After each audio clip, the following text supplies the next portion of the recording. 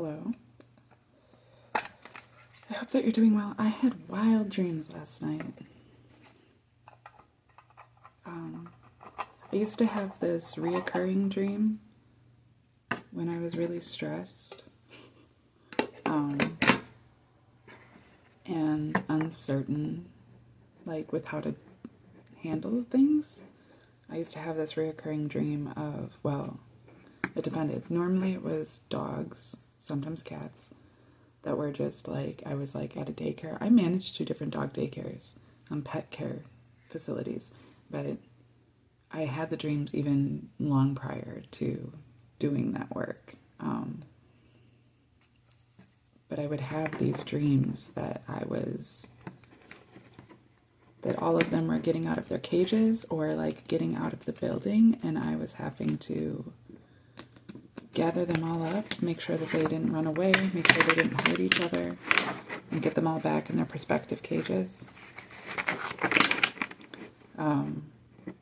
And then when it would be kind of nightmarish, when it would take on a nightmarishness, it would be like snakes and spiders and scorpions and stuff, and I'd have to put them back in cages and jars and aquariums. But the dream is still the same, and I haven't had a dream like that in a really long time. And I did last night. I had a dream that I don't think I was even the one running it, to be honest, but there was like this like trailer. It was like, what do they call those? A car from a train car? Is that right? And, but it was set up to be like, kind of how a food truck is, right? It was like set up on the street, but it was a train car, and it was filled with dogs. Apparently this person was running their business out of it, and somebody had opened the door and let all the dogs out, and I remember like trying to help at first, and I got all of the dogs wrangled, and then like the owners were coming and they were like picking up the dogs, you know, like physically picking them up and putting them on their leashes and stuff. But then like multiple of the owners were like just putting the dog back down again, and it would immediately start running around, and they were like tiny little dogs, larger dogs, but they were all running around on the street, and there was like this 4-lane highway that's really busy, and I was like, I swear to God, if I see a dog get hit by a car, I'm gonna be so mad. Are you kidding me? Like, I was like yelling at the people, like, stop doing that. Quit putting them down. Put your dogs on a leash. Like, and then I basically told everybody to stop helping me so that I could just do it, because everybody was just making everything worse. I must have been really stressed, but I'm assuming it's a stress dream, right? I did get all the dogs back in the little train car, though. I remember telling people, like, please be careful when you're going in there. Like, we don't need that happening again. Like, essentially, like, having the attitude of, like, I'm not helping again. I already did that. So if y'all fuck it up, that's on you. But I'm not going to be around to watch a dog get hit by a car because you guys are being irresponsible. But then after that, I had this dream that I was at my old house growing up, and I remember looking out the kitchen door. There was like a side door to the house in the kitchen, and looking out into the yard and seeing my friend Molly and her boyfriend live. Well, normally they were living out of her van, and I think that they still might use her van a bit, but they have like a tent fort, right, that they like made, where they could actually like stay in the same spot, and essentially it's a house, and they've been setting it all up for the last few months, and their tent was there, like it was theirs. I could recognize that it was theirs from the pictures I've seen, and I remember being like, oh no, like out on my parents' lawn, like my parents are gonna be so angry, but I was like, whatever, my parents can deal with it because like they need a place to live. So, but then I like scanned the yard, and then I went into a part of the house that wasn't even there, but like back, and could see into the back of the yard, and there were tents all over. And they were like, there was like cute little like mushroom lights, like, you know, those lamps that you put in along your sidewalk so that your sidewalk is lit up. They were like those, but they were mushrooms and they were different colors. And everything was like rainbow lights. Like there was like a tent that had a pink light and a tent that had a green light, and like, you know, different stuff like that around them. All the tents were really pretty and colorful. Everything was set up really, really nice. Like it looked really fancy and really nice, and it looked almost like a festival, which I've only been to I went to like Christian music festivals and stuff when I was growing up. It wasn't quite the same. I don't think I'd ever been to a festival where people were camping out. Because even like Summerfest and stuff, it's not like that, right? Like those were the types of festivals I'd been to. But I did go to Bonnaroo this year because I worked security there. And that was quite an experience. It was the first time I'd ever seen anything like it. And it was beautiful. It was really crazy. I'm glad that I was working because I think it would have been a bit intimidating otherwise, because everybody's like on drugs and all free loving and dressed all, you know, I was going to say crazy, but really it's just like, I mean, it's pretty, it's artistic. Everybody's dressed in all these costumes and stuff like that. And like, I would not have been prepared for any of that. But because I was working, I didn't have to worry about that. And I kind of just got to observe it, which was really nice. But seeing, it was kind of like that, where like these people like have obviously like prepared for this. Like it feels like a big preparation. It feels like there's going to be a big celebration, a big party. And it's almost like as if they're setting up like for a wedding, in the sense that like there's so much thought you can tell that's gone into all of this. There's just all these tents around.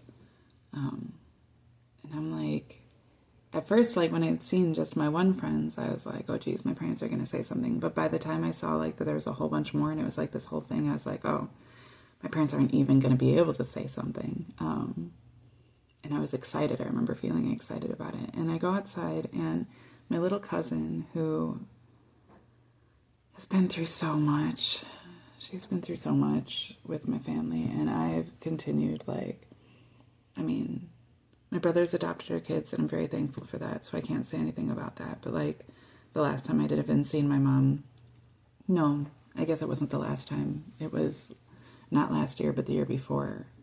One of the last time I'd seen my mom. I got in a big argument with her about my little cousin, because I was like, you were supposed to be the one to step up for her, because we all knew that her dad wasn't fully capable. And instead of the family like coming up under him and helping him with her, we all just were like, oh, sucks to be Brittany.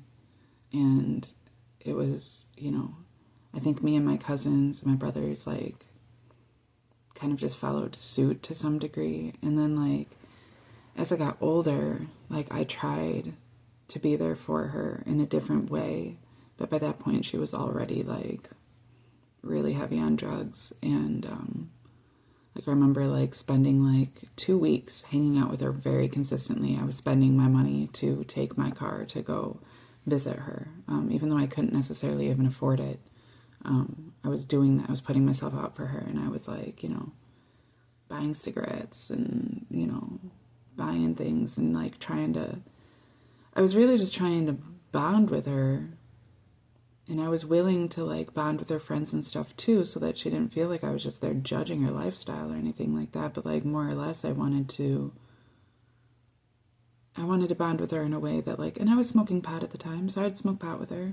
But like she was doing other drugs, and I was kind of trying to get her like to see that you didn't need to do all that stuff to live a certain lifestyle, that you could still smoke pot, you can still drink every here and there, you know.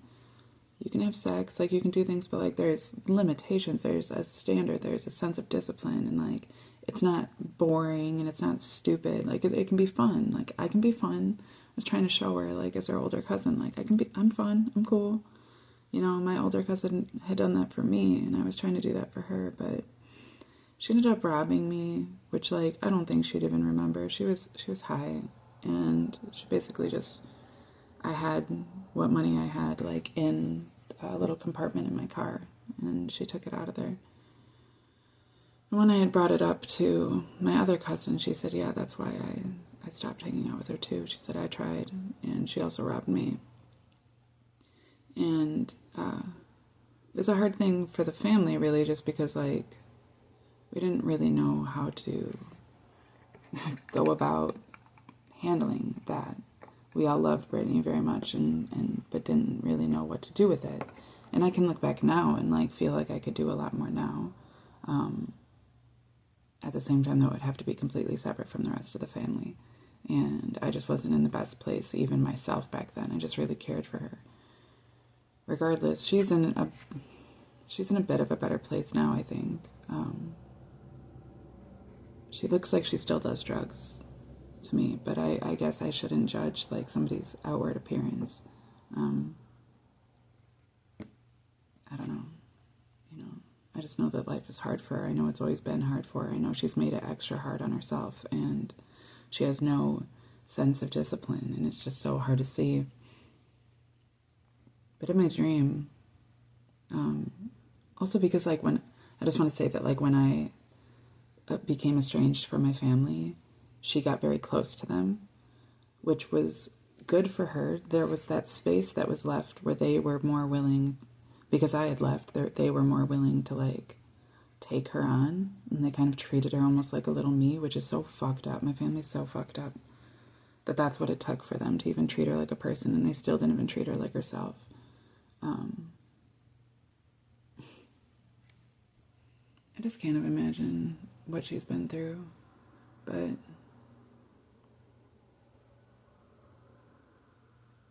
she did get closer to my family, and then at one point, like, called me the disappointment of the family. Meanwhile, I was literally paying all of my own bills, living by myself, working as a hospice care nurse, and I was damn good at my job. My clients all very much appreciated the work and energy and love and care that I put into the work that I do. Every one of my clients always has, as a maid, as anything that I've done, I do a good job. I was proud of myself, but my family's never been proud of me, and it took me becoming estranged from my family to fully be able to step into my healthy attitudes and a healthy mindset. I wanted to kill myself the entire time I was affiliated with my family. As soon as I moved away from them and started just living on my own, I stopped being depressed. I started taking care of myself. Even when I was living out of my car and fucking eating a warm, cold can of beans for Thanksgiving in my car with no one, which was heartbreaking to me to a degree, but at the same time it was still better than being surrounded by people that don't actually love you. So I felt for her, even when she said that. And I was like, what a crazy thing to come, like, because at the time she was on meth, and it was like, what a crazy thing for you to say. But I was like, I didn't even question it. I was like, I know that you feel that way because that's what my family's saying. That's the things that they say to you. And, like, what a shame, because I also know that they don't actually accept you, that they're only treating you the way that they do because I'm not there anymore, and they're making you like a little version of me, and that's so fucked up. And I just warned her. I was like, don't be trying to please our family, especially not my personal family. You know, like, those aren't the right people to try to, you know, look for validation from. They don't care about you. Like, don't just buy anything that they say. They're not honest people. Don't just do whatever they tell you to do in order to have their affections, because they don't care about you. But basically what I told her, you know, I didn't really say that kind of like that. I basically just told her that our family wasn't, because she said I was the disappointment of the family. And I said, if this family, if those people are the ones you're trying to appease, I would suggest that you find better people to appease or whatever, like to try to honor. Her family isn't really the best people to be trying to do that with. So I don't care if I'm disappointing my family. In my experience, disappointing my family means that I'm doing incredibly well for myself in comparison. You know, the less drugs I do, the less sex I have, the more I'm able to provide for myself, the more disappointed my family is in me. because they can't use me, because they can't take those things, because the stronger I get, the more I work. I've been working since I was 14 years old, and I worked multiple jobs, multiple times by the time I was 18, and didn't know until after. My parents told me that I didn't get tax returns until I was 18, that you had to be an adult to get your own tax returns. They told me that, so for 4 years, including while I was working multiple jobs for at least 2 of those years, they were taking my tax returns. And I didn't know that was not how it worked until I was 18 and was doing my taxes for the first time myself. And I asked my boss how to do them. And she's like, you've already been working here for 2 years. Like, how do you not know how to do your taxes? And she's like, oh, your parents probably just did them. And I was like, well, yeah, I mean, I was under 18. And she was like, oh, yeah, no, I get it. And then she told me about I was like asking why we even do taxes. And she's like, for your tax return. And I was like, what is that? And she was like, when you get the money back. And I was like, I've never gotten any money back. And she was like, I think your parents have been taking your money. And she just like said it jokingly, but like it took like a few years afterwards till I was like, holy shit, they were. They've been robbing me my whole life. They really have. They really have. Of everything. They're just not the people to be trying to honor, right? And so like I'm back in my dream, I'm back in my old house. And like I'm well aware of all of these things, and I'm seeing all these people, and like I don't remember everybody that was there, but I got the impression that it was a whole bunch of my friends. But then like it was like even old like church members and stuff like that. Like it was like everybody was there for this celebration. And it was a celebration for me. I caught on to that too, and I was excited, but at the same time, like I was kind of embarrassed. And it was like, I think I was more nervous of what my parents would say, knowing that all of these people had just shown up and kind of like taken over everything in order to be able to celebrate me, essentially, or like in order to have this party for me. My parents, I hadn't seen them yet, so like maybe they weren't even home yet, and I was feeling nervous about that. But then I see my little cousin, and she comes up to me, she's like bleach blonde hair, which she doesn't right now, but in my dream she did, and she was like, oh, thanks for telling us all you had this secret spiritual practice. And she kind of laughs, and she's like, and like my uncle, her dad, is standing like near her. He's kind of like side-eyeing us. They're always around watching. They weren't when I was hanging out with her, but it reminds me of when my brother wouldn't let me talk to my nieces without him being right there, making sure I didn't say anything satanic. When me and my nieces are just crying and hugging each other and telling each other how much we love and miss each other. And I can't even explain to them, like, I would love to have a relationship with you. I just can't because of the way everything is, and I'm sorry for that. So it's like that vibe, right? Where it's like, don't you dare say anything about me. I'll take her away from you. Like that's just a sort of thing. I don't know. So like, they're just judgmental. They're just so judgmental. So Brittany comes up to me and she kind of says that, and then she's like, no, but for real, like, I've been watching you and it's been helping me. And she was like, I actually, like, how did she put it? She said, I've done this and this and this. She like listed off a few things that she'd been, trying to get on top of since watching me and since listening to me and since seeing that somebody in the family actually was capable of not being a total piece of shit. And not having to use Jesus as an excuse to be a good person. Because that's like the best people in my family are Christians, and Jesus has to constantly get crucified in order for them to be decent, and I just don't agree with it at all, especially because they're not always the most decent people. Like, again, they're still given to these lies, they don't call out what's gone on in the family, they keep everything hush-hush, they just keep up their smiles and their masks and make sure that everything's okay. It's weird. But yeah, I remember her like going off this list and like talking about all these things that she's doing to change her life, which was funny because it reminded me of when I became a vegetarian. I was like 15 or 16 for the first time that I became a vegetarian. And she was like 5 or so, 4 or 5. And she was like, I'm a vegetarian too. And I was like, really? And she was like, yeah, because, because she looked up to me. But she was like, I'm a vegetarian too. She's like, but I eat like steak and bacon and ham and stuff. And I was like, yeah, that's okay. At least you're eating vegetables. That's good. She's so cute. But she's going off about these things. And then I see her dad like look at her like, you're not really doing all that shit. Like, give me a break. Like, he gives this thing or whatever. And she's like, well, okay, whatever. And I was like, no, it's good. I'm glad that it's helping you at all. Like, don't listen to them judging you. They're just trying to keep you down in your shit. That look was literally telling you that you don't deserve to even try to be better than you already are, while they're also judging you for the exact ways that you are. Don't listen to that bullshit. I remember like cutting it down right away. My uncle being like, It's like, half the reason she's fucked up is because you never did the work to make sure that she had a good mom or that you were a good dad. So don't give me that shit. I love my cousin.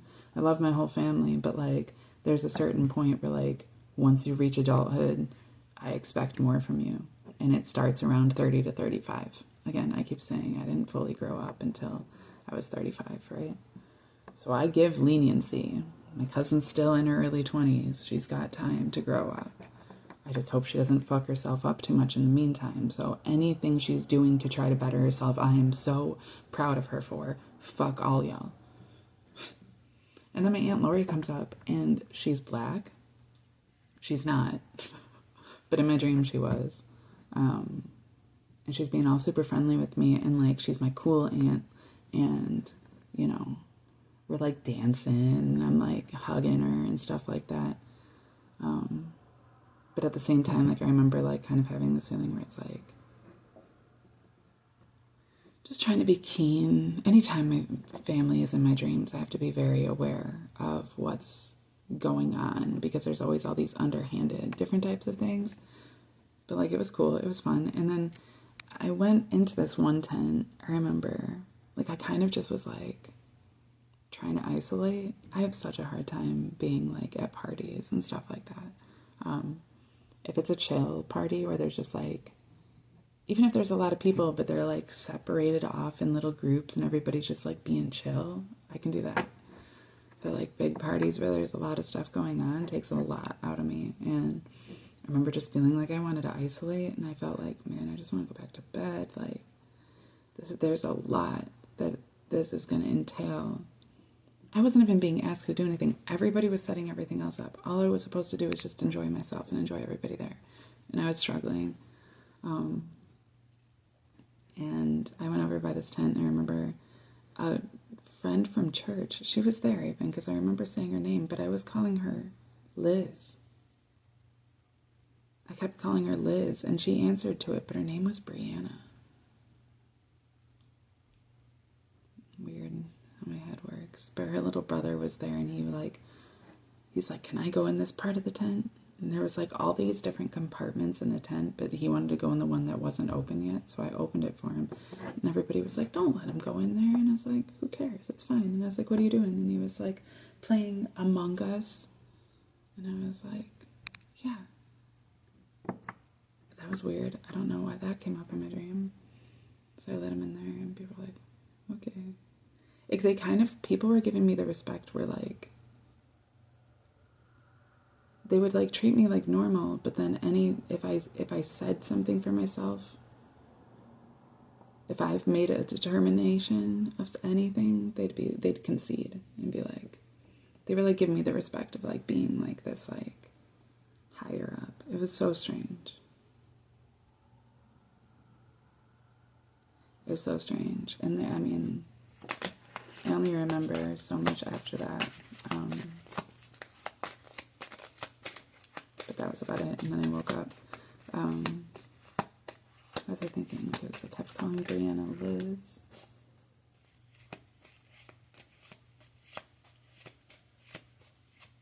Is there anyone else? I don't know. It was strange. Interesting. Anyways, I don't know where all that came from, but there's some words for you. I'm sorry. I'm sure the way that these videos are is annoying for most people, because I never just get to the reading. I try to, and even then I stop halfway through just to talk. Obviously, this is a bit for me as well. But I also, like, I just feel led by the Spirit sometimes to convey certain things. I go off on trails. But generally the reason I even stop to break things down is because I feel led by the Spirit too. And that there's, there's little pieces like, yeah, that's funny. I don't need to apologize for how I am, or for my connection with Spirit, or for how I choose to express those things, to be clear. But yeah, there's always something to be taken. At least the way that I am is someone where, like, it doesn't matter. That's what I talk about oral. This is oral. I talk about oracle. Jesus. I can take anything from anything. In the oracle, that's what it is. It's there's a word, there's a shape, there's a color, there's a feeling, and you take of that and understand yourself through it and then express those things. It's like going to an art museum and then talking about what you see in the art. Life is an art museum. Everything has the capacity to be viewed artistically and to be taken as such. So that's kind of all this is to begin with.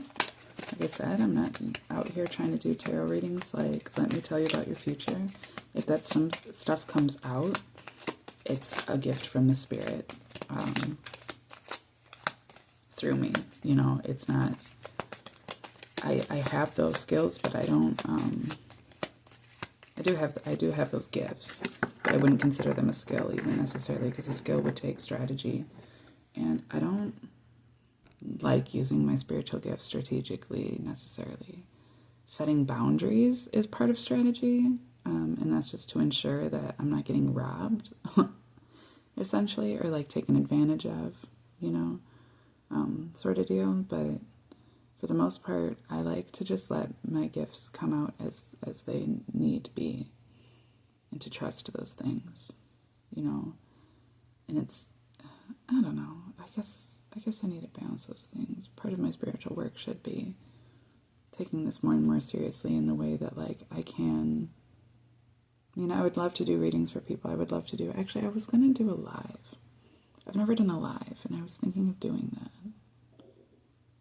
Well, I would like to be able to do readings that, where I'm pulling from different energies and where it's more personal for specific people, and I'm able to get more and more into that spiritual mentality. Especially since I'm going back and forth now, from working to doing this, to doing all the other stuff I have to do. I would really like to sharpen that tool that I have, so that it is able to be used at any time.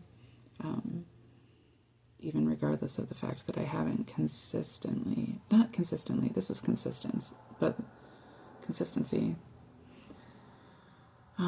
but to be able to use it at any time, even if I, had to put it away for a few days, or had to get completely out of that energy in order to do this other thing, like,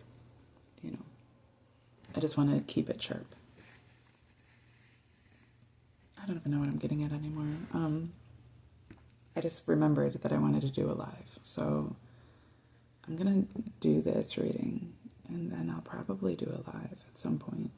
There's some other stuff I might want to take care of in between, just to make sure that I'm on top of everything for the day. Maybe I'll even set a reminder or something on my page for it, so people can kind of know what time to expect me to be on there. I've never done a live, so I don't know exactly how it works, but we shall try that perchance this evening. Okay. The cards that we have that came out. This one actually came out last, so I guess we can do it this way. It felt right to have this in the middle, though, for some reason. Okay, so now I'm going to read these two first, and this one is the in-between, which would make sense. This damn Two of Wands card. This shadow guy holding these pickles.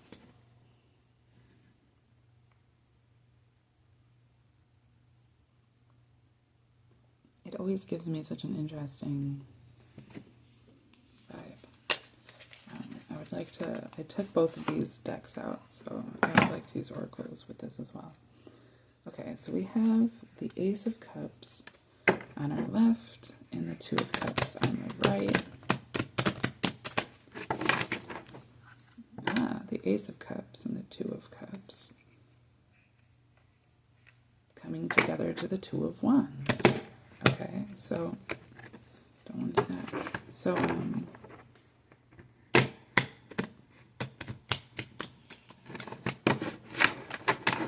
the Ace of Cups, the Two of Cups coming together by the Two of Wands. Okay. Wait, what I was getting for a second was whatever is being represented by this card, whatever comes out as I begin to read this card, is going to be essentially like broken down by this card. What's the word that I use? Oh my goodness, my brain is being so weird right now. This whole reading has been wild. I don't exactly know what's going on in my head right now.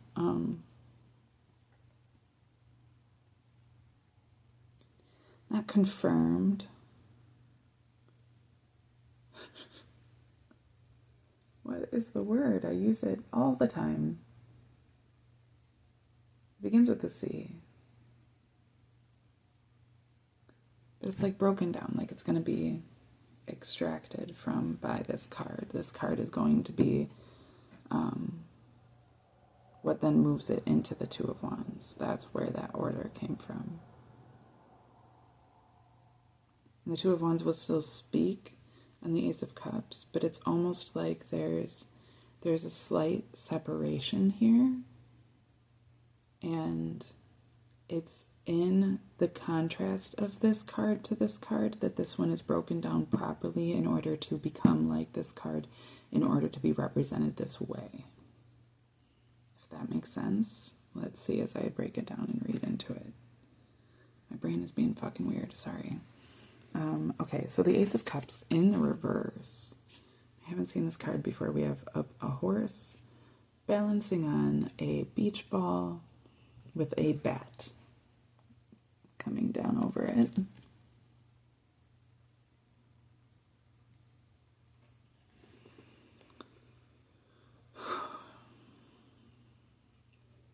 In the upright,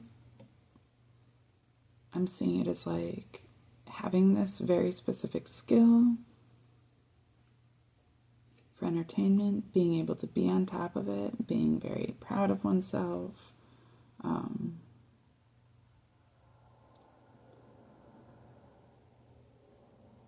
But I'm also seeing like a foreshadowing, like something like, I love bats, but I am seeing the bat as something potentially negative. And it's almost like it's overseeing it. And then like as I'm noticing that the bat, I'm also equally noticing that as this horse is bouncing on this ball and spinning this ball in order to balance it, it's kicking up all of this water, right? But in the water is these lily pads and flowers. And so it's like kicking up all of these lily pads and flowers. And it's almost like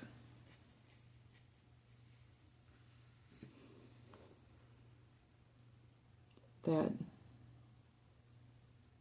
it's giving me like a sense of arrogance almost. What would be the story of the horse? He's not an ass, he's a horse, for sure. There's a saying I don't know what it is, but it's like floating around in my head somewhere it's like an old saying, something with a horse. But it, like in regards to like arrogance or maybe flippantness, like trying to prove oneself at the expense of others, not really realizing the sense of others, kind of putting the cart before the horse. Something like that. But it's almost like this bat, like, so a bat is a symbol of intuition, of perception, of, you know, they use sonar echolocation and don't rely on their physical eyesight in order to kind of see as they're flying. They rely on the vibrations that they send out and then get back. And it's almost like trying to show this horse that, where it's like, hey buddy, you're doing one thing, but you're not aware of how it's being received, or like you're not receiving it, you're just putting out, and like it's not necessarily positive. Like you might be proud of yourself and that's very cool, but you're also like fucking shit up while you're doing it, essentially, right? But it's in the reverse, which makes it look like the horse is actually reaching specifically for the bat. It's almost like the horse is only using this skill in order to keep itself afloat. It takes on a less negative concept to me. These cards are always so wild because they really do just do this whole opposite thing that I'm used to them doing. That's why I really enjoy them. But they're actually probably even more than the Hermetic deck. The Hermetic deck, the more that I need to, the more that I learn about symbology, the more that I'll take on. They're extremely deep too, but also quite, I love my Hermetic deck because it's also quite all like specifically occult. It's the Adventure Time deck is like artistic in that way. It's great for oracle reading. This is like far more specific. Where like, you know, it's got all of the mystery schools in it, and the symbols actually tend to hold a far more specific meaning than I'm tending to necessarily take out of it because I'm reading it as an oracle deck, where this deck is perfect. The Adventure Time deck is perfect for doing oracle readings. That way. Obviously, I'll use anything for oracle in order to engage with different parts of my perception, but this one is so interesting to me always, though, because the cards are always so friendly and nice seeming, but there's often quite a negative undertone. Having, like, you know, especially I'm sure if I were to actually watch the show and recognize all of these different characters. But yeah, in the reverse, I'm actually seeing it as quite positive, where the Ace of Cups almost, so in the upright, the Ace of Cups is receiving divine abundance from the universe. The Holy Spirit is coming down and overflowing the cup. I mean, this is actually the Ace of Cups on this. All of the water is overflowing out of the cup and pouring out of it, but it's being held by the hand of the divine. And it's that idea, the Spirit is overflowing the cup, and there's this sense of abundance being poured out to everyone else. Where in the upright, this card is taking on a sense of an arrogance with that. We're like having something to pour out doesn't always innately mean something positive. But in the reverse, what I'm seeing is that, like I said, like this elephant, I really hope that whoever's watching and whoever this is for is getting something out of how weird my brain is being. Because it's for you. This isn't even like aligning with what I'm trying to get out.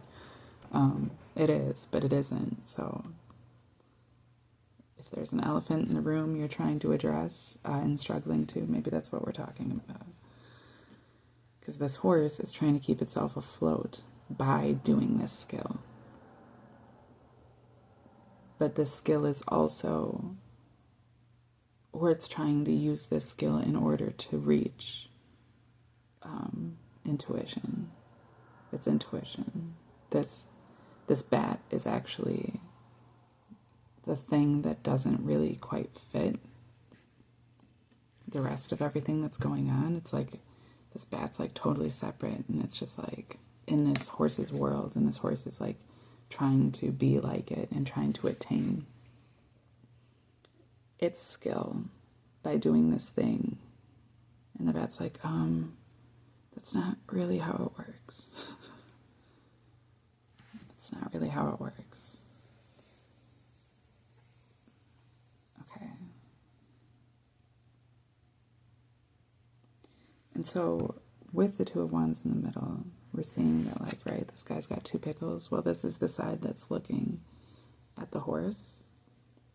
And the bat, he's a shadow, but the pickles are real.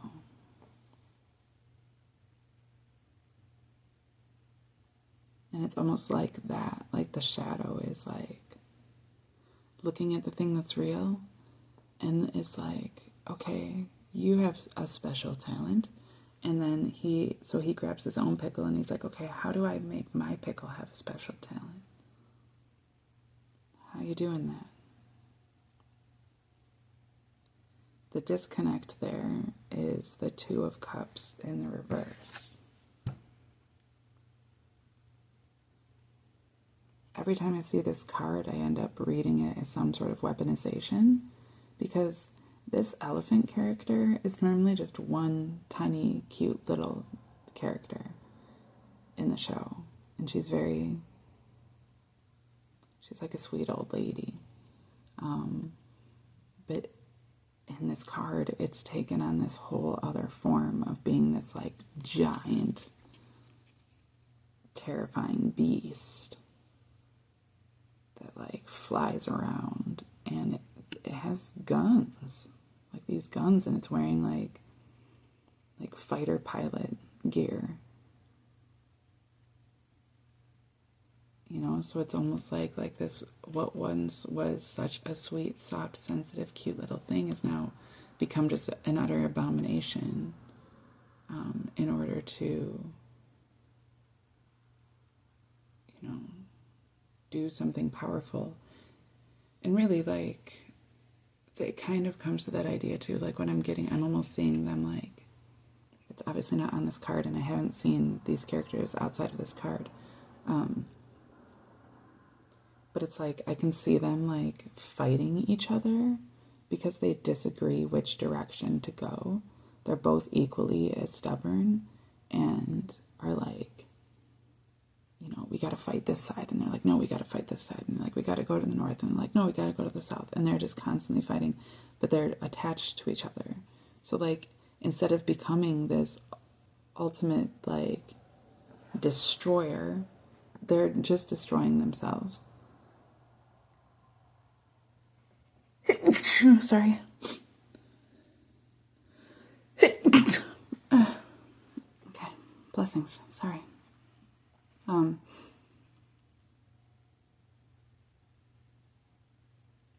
it's almost because like they still have their cups and they're holding their cups close to them, and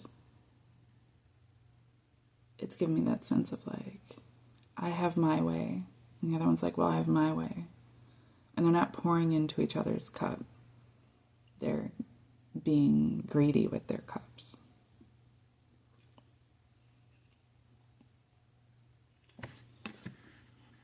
But it's in the reverse.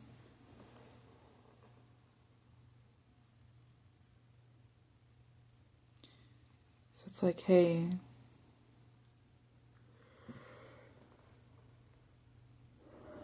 I'm trying to be intuitive. I'm watching you, and I'm watching you being intuitive, and I'm trying to do the same thing. But I'm not a bat. I'm a horse. And I'm in water. And all I have is this beach ball. So I'm doing my best with it. And my creativity is allowing me to get up to some degree of where you're at. But it's ultimately not the same as we're seeing here. And largely in part, I think, just because the attention is going on what one isn't and is trying to be rather than what one truly is. Right? Because this in the reverse is like,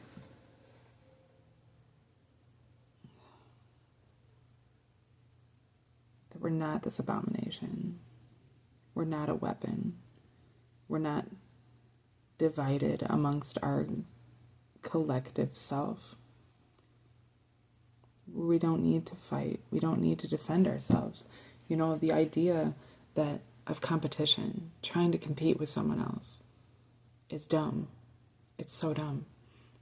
When you are putting your energy into believing that somebody else has something that you want and that they're better than you because they have that thing, all you're doing is validating that you're less than for not having that thing. Even if you're validating that they're better than, that's the same thing. When ultimately it's just a matter of being different. These are both pickles. They're just different pickles. And that's okay. You know? The idea really that they're so separate from each other is just an illusion because they're being held apart and then compared to one another. But that's an illusion, that's a shadow. That's not really what's going on. On one hand, they're quite the same. Slightly different. This one has a ladder going up its leg. You know, this one's slightly different, a bit, but they're basically the same. Really.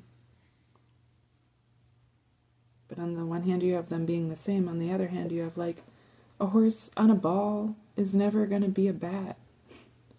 It's silly to even try. You know, embrace your differences. Like, and that's the issue. Like, they're not embracing their differences. They're not working together as some, you know, this giant destructive force. Together, they could be a force to be reckoned with. But as long as they're apart,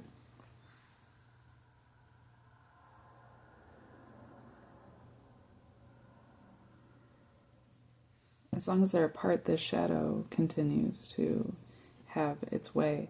And what I was just noticing as I was trying to say that was that, you know, with both of these being in the reverse, we have the wings here and the wings here as well. So it really is representative of, I mean, they almost look similar in that way, because then you have the horse. I said elephant. Maybe I had noticed this card that way and just kind of said it, but I literally said elephant when I looked at this too.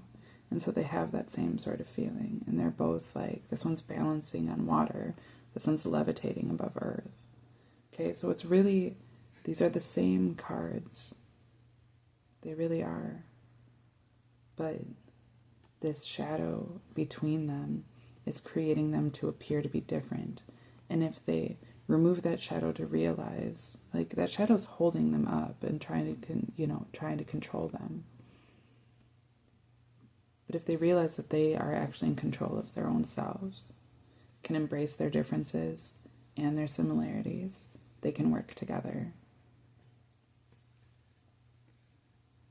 And like, since this started with me talking about my cousin, like, all I'm thinking, and like, because I dreamt about her last night, like, all I'm thinking is like her finally realizing that, like, she doesn't want my family's acceptance, appeasement, because it comes at a compromise of herself, and that she learns to truly love herself so that she's not seeking their approval any longer, and that in realizing that she doesn't need their approval, she's able to embrace the truth and then come clean about the involvement that she knows that they've had with a whole bunch of wicked things. You know, my family kept a lot for me, because even from an extremely young age, I proved to be pure of heart in many ways. Again, I'm not perfect by any means. I'm a pervert. I'm, half retarded half the time. And I don't mean that as a slur. I mean that, like, I legitimately am not always able to reach my highest potential because of my current, circumstance or reasoning. I've been given to a lot. It's mostly the sexual perversion for me, really. And, like, I've gotten in control of that over the years. But at the same time, like, I've also, in embracing it, like, I've sold content online. Most of my jokes, like, I'm a comedian. Most of my humor is wildly inappropriate and very adult-oriented, and that's something I even enjoy doing and want to continue doing, is making adult comedy.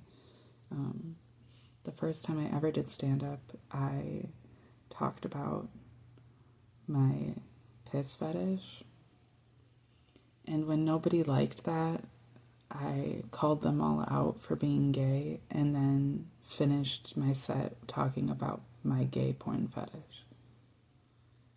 Okay, so, like, I'm not out here trying to act like I'm some perfect person. When I say pure of heart, I just mean genuine. That was it. I was just always very genuine, like, weirdly genuine. I was that kid that was, like, a bit off that way. I didn't understand lies. People would lie and I would take them serious, and I was always extremely trusting. But that's because I didn't have a reason to lie. I wasn't embarrassed about certain things, or if I was embarrassed, it was like, okay, so I'm embarrassed. I'm not going to lie. I'm not going to try to be manipulative. I'm not going to sit here and try to create a whole reality that's illusionary just to fit my feelings. My feelings never mattered. It was never about my feelings. And I think that that's where my cousin is kind of missed out, in comparison to what I had, is because her feelings have always been, like, so important to her. But that her dad did that. Her dad didn't know how to raise her right. Didn't have any discipline for himself. Her mom left when she was a baby to go to drugs. And so there was this, there was so much that went on with her, and, like, all my uncle knew how to do, especially because he was a single dad raising this little girl, and, like, my uncle's fucking out there in a lot of ways, and he himself was already, like, a sexual pervert and shit. So, like, the best he had was just to try to validate all of her feelings constantly. And I think it's because he felt really guilty about the fact that she didn't have a mom, and so then he found a woman to be a good mom and settled into that relationship. And there was just a whole bunch of shit that went down. I don't hate my uncle. I love my uncle. I feel for him too. I hate that these curses are so long run in my family, because for a long time I blamed my grandpa, even after he died. Then I realized that it actually had been passed on to him from his dad, and then I hated my great-grandpa. I already didn't like him when I was a kid because he was a mean guy. But that's also because he had Alzheimer's, And then I started working for Alzheimer's and dementia patients and realized that those people aren't even who they normally are, right? So then I couldn't even really, I realized that if my great-grandpa had passed it down to his kid, it had probably been passed down to him. And then I started, praying to my ancestors and decoding my DNA and realizing that, like, fuck, the shit's been in there a long time. A long, long time. So many histories of just this bullshit. And so, I just try to do my best to not be given to it. If it can stop with me, it will. I will do whatever I can. But, it's hard when then you look at, like, my cousin is, a decade younger than me, and I see her going through so many of the same things I went through, only so much worse. And it's just like, I just pray for her. I just want to see the best for her. I hate seeing her constantly giving herself to just the worst kinds of people, the worst situations, the worst things, and just validating that that's what she deserves. I mean, and she's cool.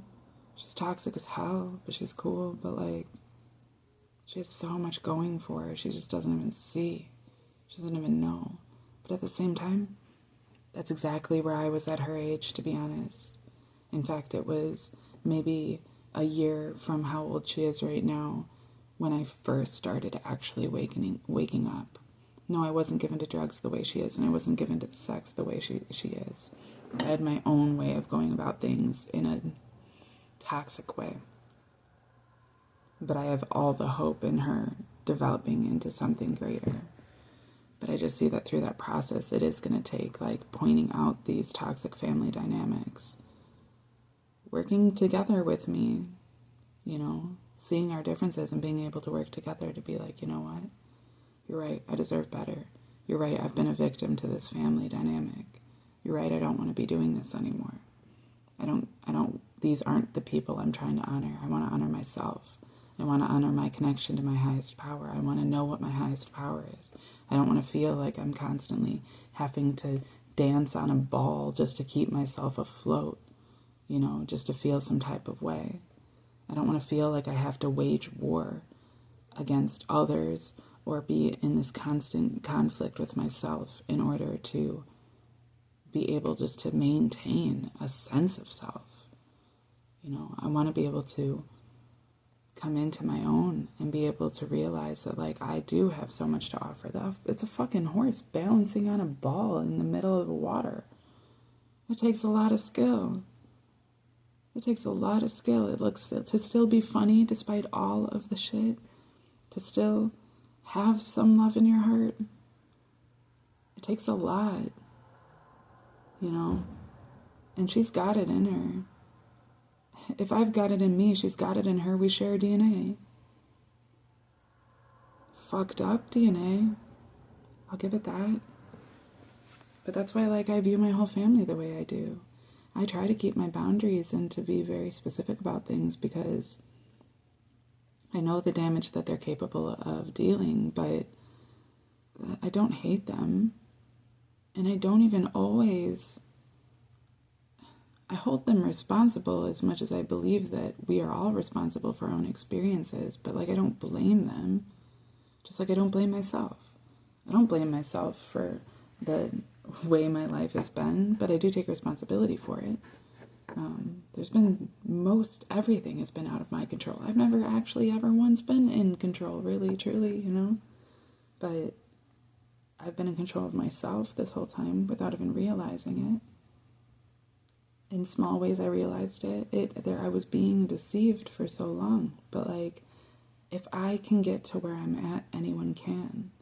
And that's why I took so much offense in my dream, too, to my uncle being like, okay, well, you're not doing that great, Brittany. Because it was like, you're basically also trying to keep her from, you know, encouraging me because she's just trying to let me know that, like, she sees what I'm doing and she wants me to know that it's a good work and that she can see it helping people. And you're trying to say, well, it doesn't really help people that much. Like, you're trying to cut us both down with the same stupid look. Like, why are you even in our space right now? The fuck out of here. I'll protect my cousin. I feel bad that I didn't when she was growing up. I didn't know any better. I didn't know any better. I didn't know how to protect myself.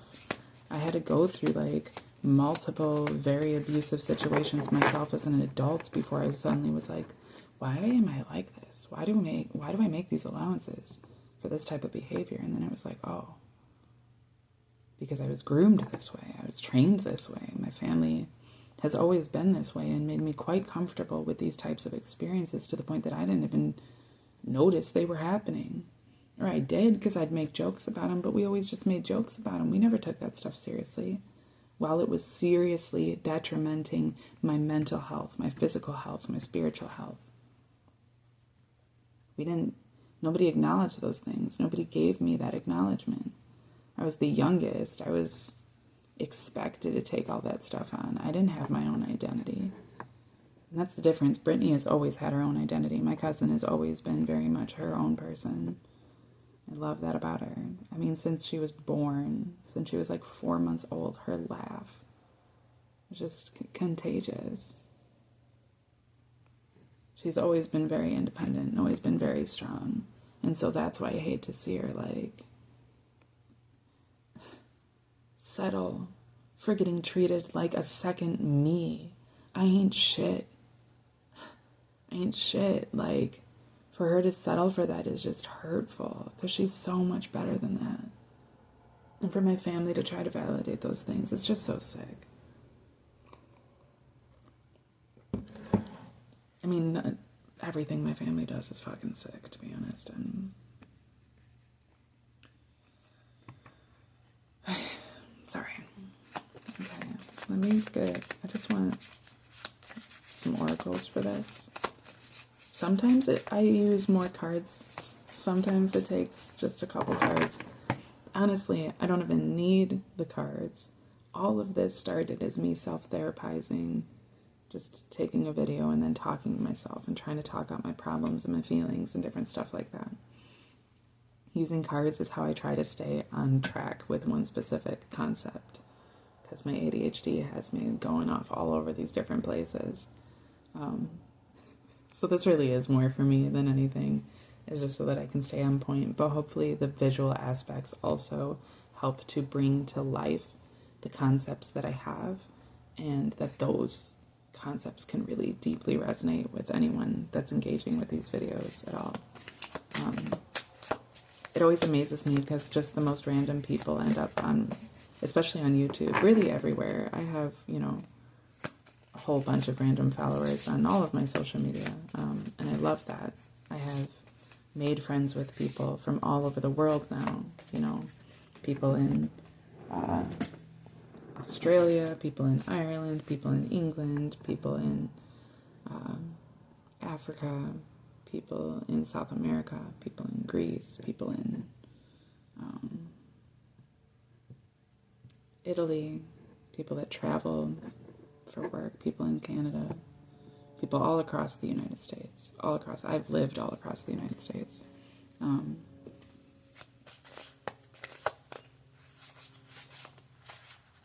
I don't feel like I actually know anybody in Asia, but I know people from Asia.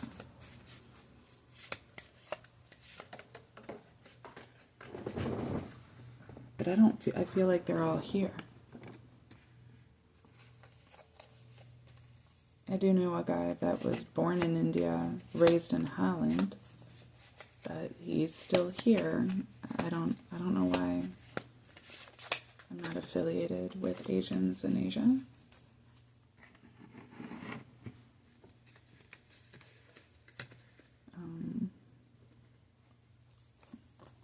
I feel like I'm being called to Asia now.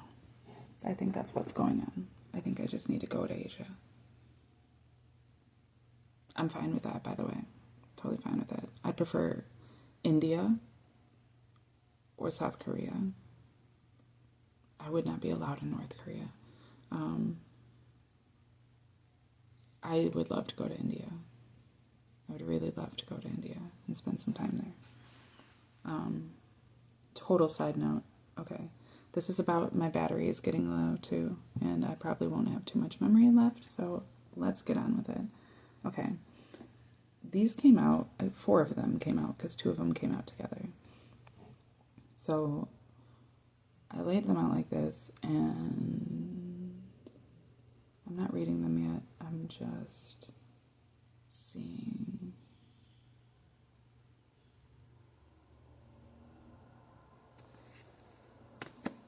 Okay. So I'm getting it like this, and that this one, because it's the only one without a hand on it, to be the top of the reading. So this is everything's gonna cultivate up into this one and cultivate from this one. And this one is the Mount of Venus in the reverse. In the upright, I'm seeing it as empowered feminine, empowered self. There's a rabbit and she has antlers on.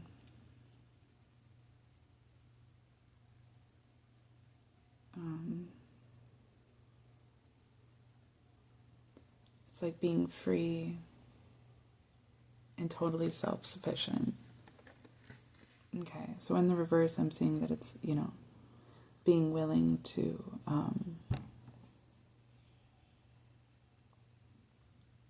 it's not just about oneself, right? It's about being able to work with others for a greater purpose. Again, recognizing one's differences, also embracing the way that they're the same. At first in this card, I recognize that there's a rabbit and an antlers, and she has antlers. They're both gray.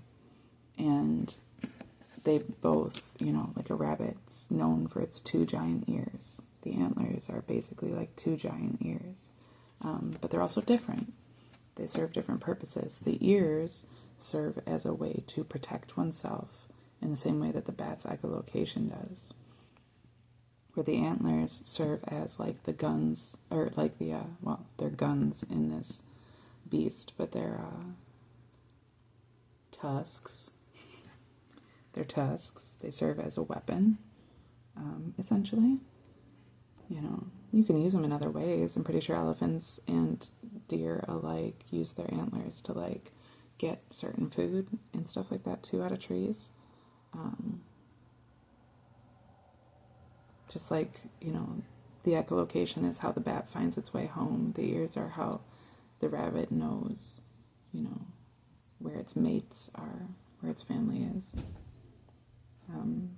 So there's a balance there, but it's about being willing to embrace that balance and not always have to be so self-sustainable. Me and my cousin are definitely both like that too. We don't reach out for help, even though we are both given to compromising ourselves or sacrificing ourselves in order to fit in or in order to be accepted by those that we've deemed worthy of that. We won't like reach out for help with them. We still don't like tell them what's going on in our lives necessarily.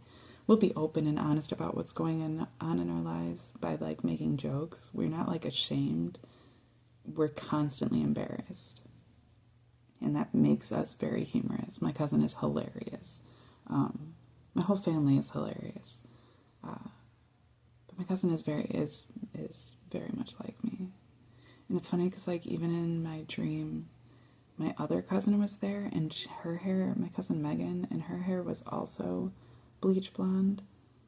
And I remember looking at my cousin Brittany and being like, I think it was my cousin Megan. But it kind of was like, it could have been my cousin Mandy too. I don't know. It was just, or even Kelly. It could have been all 3 of them mixed together in one person because it wasn't actually a person in my family. Just like my Aunt Lori was black. Like, it wasn't actually them, but it had this energy of them. But that cousin also had bleach blonde hair and is older than me. And I remember seeing Brittany as like a mix between that cousin and me. I don't know. But yeah, what I'm seeing is a capacity to be able to work with someone else, with something else. Being able to kind of not concede your own standards or desires, but to be willing to compromise to some degree for the benefit of the whole. And now that isn't going to look like having to sacrifice oneself. Like, it's not necessarily like lob your arm off in order to fit into this suit better. It's like maybe use that skill a different way than you're used to that might be slightly uncomfortable in order to build with this person, because that skill is extremely useful and it can become something so much different than maybe what you anticipated, but so much better, right? Like, it's not talking about sacrificing. It's not talking about compromising in that concept. It's being willing to be slightly uncomfortable for a time in order to make things so much better. And it is only for a time. This is denoting at nighttime, you know, and like as soon as the dawn breaks, like all of these things are going to fall into balance. Falling into balance, such an interesting concept because I said it and I was like pointing like this, and like in the reverse, this elephant is like, I mean, I keep calling it an elephant. This horse is balancing on this ball in order to keep from falling into the water. But in the reverse, it's almost like it's falling into balance. It's not falling to its potential death. It's falling, you know, or into a struggle even.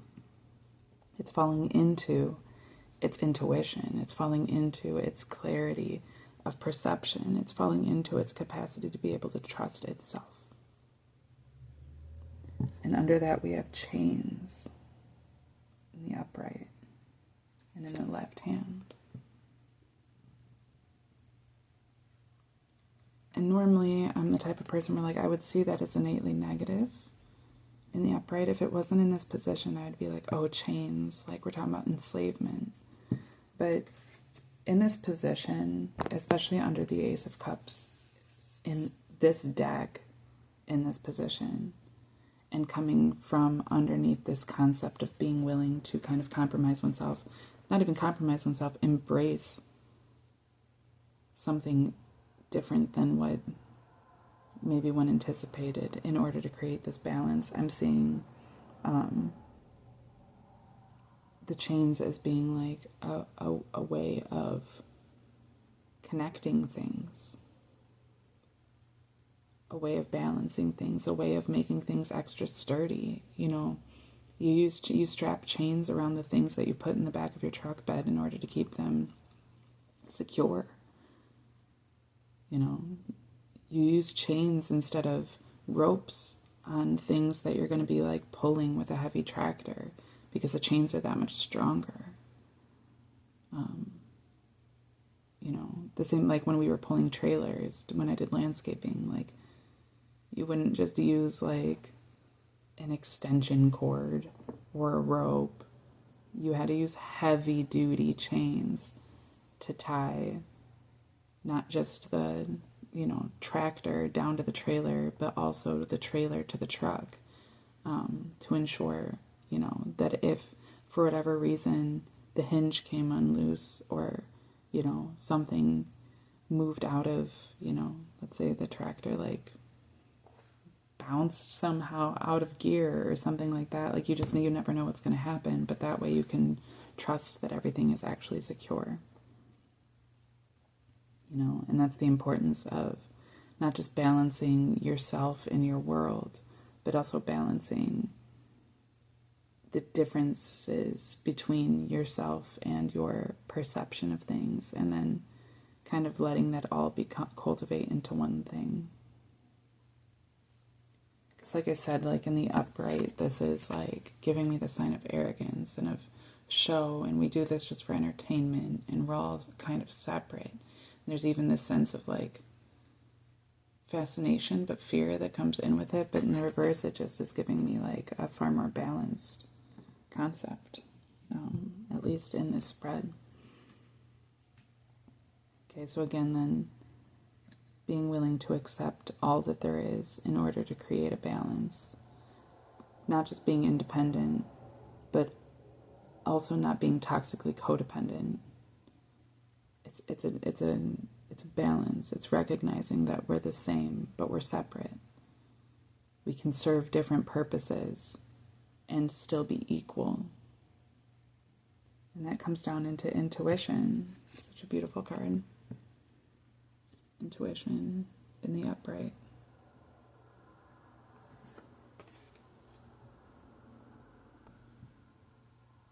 It is also the left hand.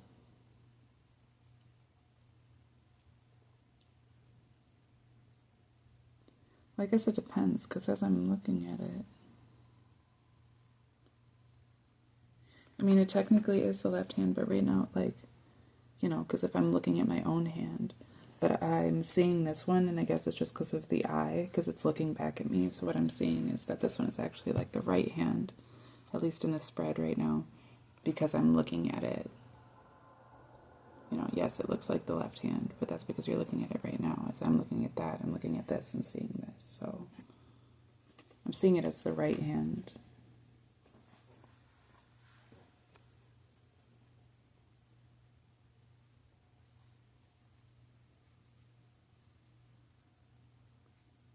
You know, trusting one's emotions, trusting one's intuition, you know.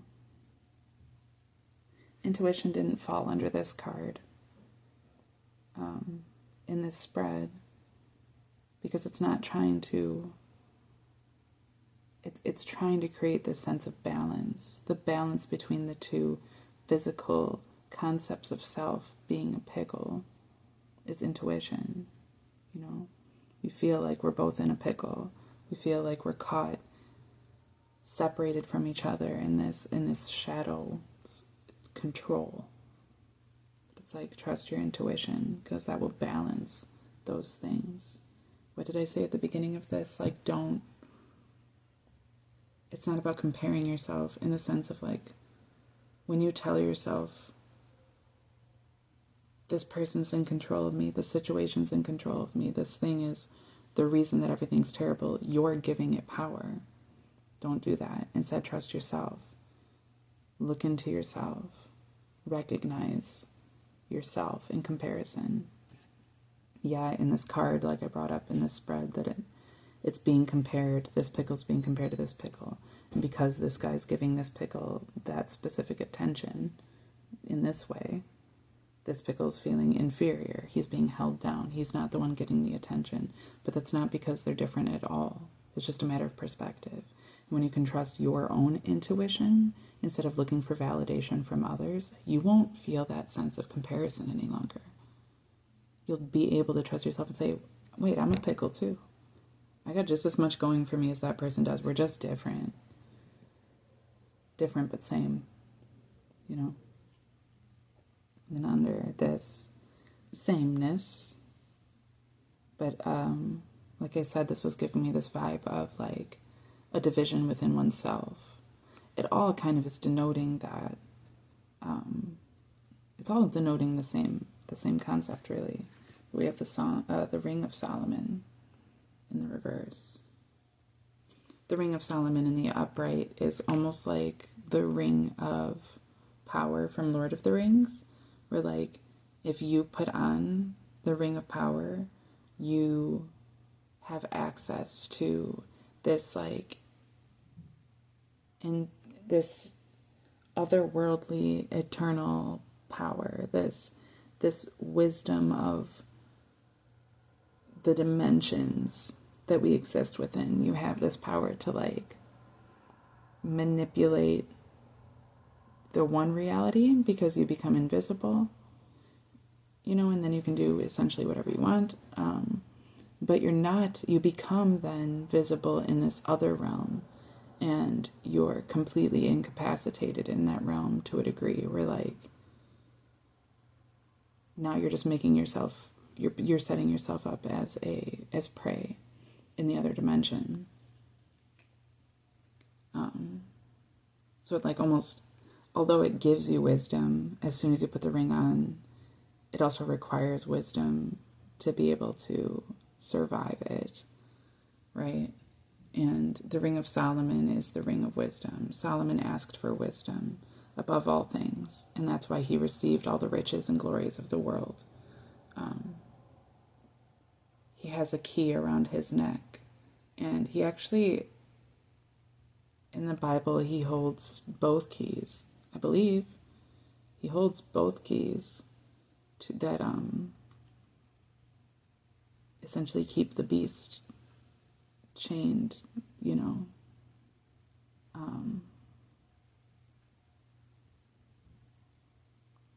But we're looking at releasing that because we trust that it's time, that You know, we're not going to be held down by these standards any longer, by this game, by this war being waged on us, by this illusion placed over us. We no longer feel enslaved by these chains. We can trust our intuition. We're no longer afraid of having wisdom. We have wisdom and we're shining it on not ourselves having wisdom so that we can have all this glory and all this power and our names carried out forever. We're opening it up.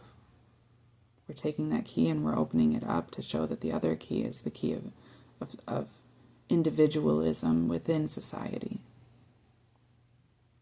You know, it takes both the individual and the collective of individuals in order to create a sustainable society. You need sustainable individuals, and you need those sustainable individuals to create a sustainable collective. Because you can have an entire world of sustainable individuals that refuse to work together or love each other, and you're still just going to have a bunch of bullshit. It's a step process, you know. Like, women are still there with the women's rights movements where, like, they didn't, you know, for millennia, the way that it's always been. Like, all across the board, even in places that are matriarchies, the woman is still, because she's the one with the womb, because she's the one that, you know, can give birth, is still always considered the weaker vessel that way. If a woman is pregnant, she has 9 months where she's extremely vulnerable. So the man is to be the one with the, you know, built with the extra muscle mass. Even a smaller dude, even a dude half my size is still incredibly strong in comparison to me as a woman. And I'm very strong. But that's just the different ways that we're built. A man half my size doesn't have a womb. You know, we serve different purposes. And, you know, granted, that doesn't apply to every single individual. There are hermaphroditic individuals that are born that way. And there are people that don't resonate with those qualities. They serve a different purpose, and that's totally fine. But traditionally, you know, the woman is the one with the womb. The man is the one that, has the tool to impregnate her, but more is built for protection. And, you know, we all have divine feminine and masculine aspects within us, but in that way, that served a purpose, and it was about embracing those things. And men started taking advantage of women, and women started taking advantage of men, and everybody started taking advantage of each other to the point that there was just a whole bunch of abuse and toxicity, and, you know, women weren't getting, you know, were starting to have to, you know, provide for themselves, but weren't getting paid enough to. And men could abuse their wives and get away with it, and women couldn't leave their husbands without being stoned to death. It became extremely unbalanced. And, you know, so then we had the civil rights movement for women. But women are still in a position right now where they'd like to convince themselves that, like, it's about being empowered, you know, to be alone, when truly, you know, we're being empowered to be alone so that we can come together into divine unions that are actually beneficial, so that we're not in this upside down energy with it, but so that we become a force to be reckoned with in a divine union. You know, that, and so, like, we're just not fully there yet. Eventually we'll come back around to realizing that, you know, to have the average relationship be a reflection of an independent woman partnering with an independent man, and both of them submitting to their roles in that relationship. I don't think that, you know, if a woman is making more money, that's a problem for the man. I think that there's a way to balance those things out. I know plenty of men. I've always struggled with my maternal instinct, especially when it comes to very young babies. I'm great with toddlers. I'm great with kids. I love being around kids because they can express themselves, and they do so in the most ridiculous ways. You just can learn so much from them. You learn so much about human development from them. They're learning so much constantly from you. Where like babies are gross to me, and I struggle with them because they're so needy. But so I've known men that have a much stronger maternal instinct than I do in that way, where they really, their protection kicks in to care for a baby, and they're gentle and they're soft, and they're, the sound of a baby's cry like gets them up and in action, where it's like I have to care for that baby. That baby's in need. Where for me it's like, I hate it. That's me. I'm not a perfect person. The best I have is to be genuine, to accept these things. I struggle with that aspect. And I'm sure that comes from whatever trauma, I experienced as a baby. But I'm extremely good with kids. I've taught Sunday schools and, babysat and helped just like teach kids. And like, I'm very, very good with kids. And I'm great with teenagers even, I can be cool, but I can be stern, I can be direct. I don't have to be cool. I'm great with kids. I just not the best with babies. But if I had a partner that was good with babies, I could still be a good mom that way. I also don't have any problem being a stepmom. That would be my preference. I don't actually have to push kids out of my coot in order to consider them mine and to love them. I love all children. I do. Babies are hard for me. I get it. But I still love them. I still want the best for them. Until they're like a year old, like 9 months to a year old, and start like really getting their own personalities, like they could be anybody. I don't know if you're a decent person yet.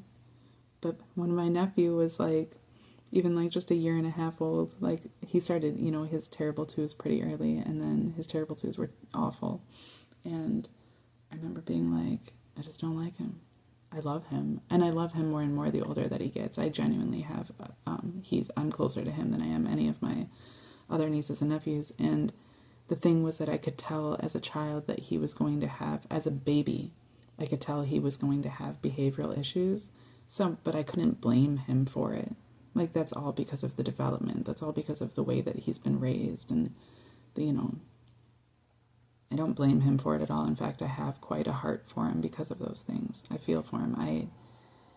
That's why I'm so close to him, too. Because I care very much that he feels loved and cared for and understood as much as possible. And not just like a constant burden. Because I think that that's something he's made to feel like. And I hate that. But he was like a violent little baby. He was angry. Again, he got that from his mom, largely. He got it from both of his parents, really, but the dynamic there. And he was mean.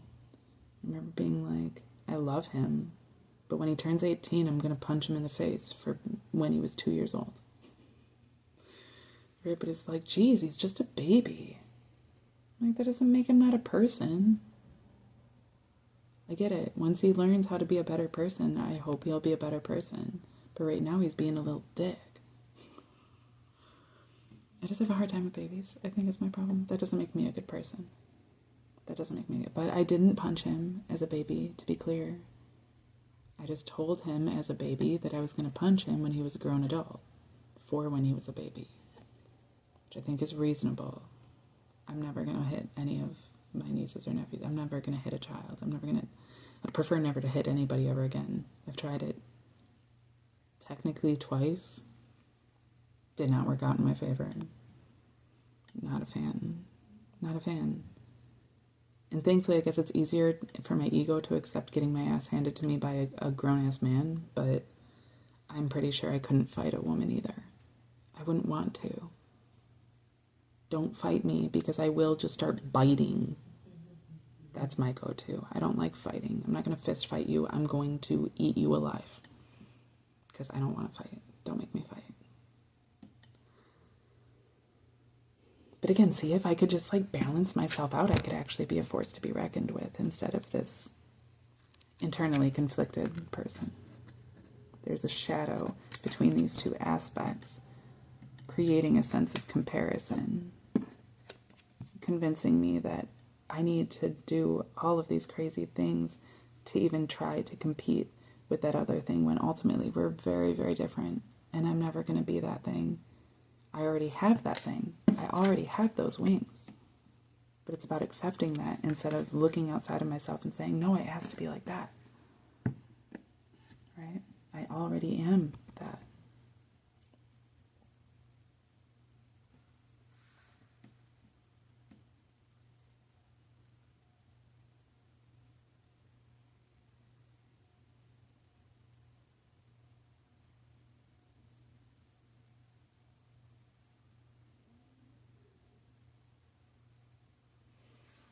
I'm just noting too that,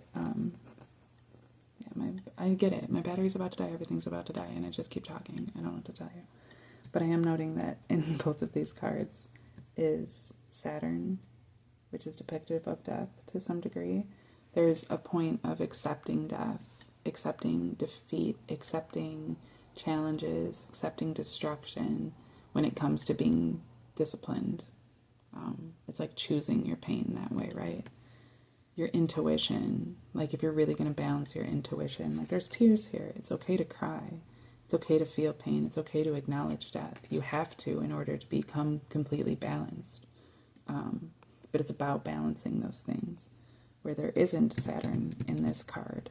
And I was talking about essentially like using this key to open up the gate to let the beast out. And like, you can't do that in fear. You can't do that in fear. We don't need, Saturn as part of that. It is denoting in of itself what we have is the sun. And the sun has its eye. That's even in the reverse, it still has these rays coming out.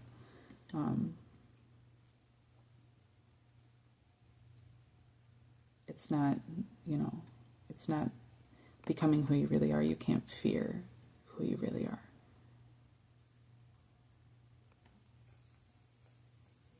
Even in this, like I said, like she has these antlers that look like rabbit ears. So there's this rabbit and they're both gray. But a big part of embracing that isn't embracing that that's who you are. I can resemble these things, I can relate to these things, but I'm also this.